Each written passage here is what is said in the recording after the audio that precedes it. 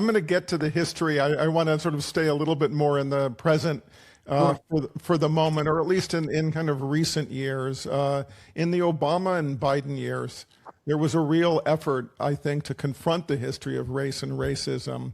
First, do you agree? And do you see the victory of Trump in both 2016 and 2024 to be directly tied to race and the struggle, to confront racism and move toward greater equality?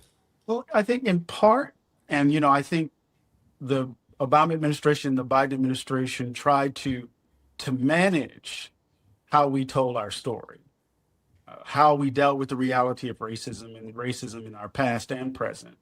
Obama was more constrained than Biden. There was a sense in which they embraced the story or African American history in such a way that it would affirm America's inherent goodness as opposed to challenging that myth. So President Obama narrated the Black freedom struggle in a particular sort of way. I thought, that President Biden in Tulsa offered a kind of approach because Tulsa doesn't lend itself to an easy absorption into the American story of more perfect union because it's so violent and the like. That speech Right. was really important to me.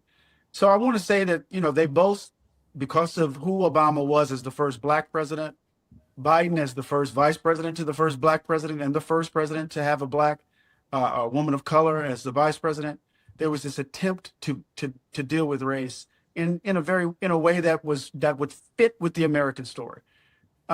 Trump is in so many ways, I think you're right, a backlash to that. Yeah. His election is rooted in this sense that some people feel that they're losing control over the country, that the demographic shifts, the fear of great replacement has generated a kind of panic and terror.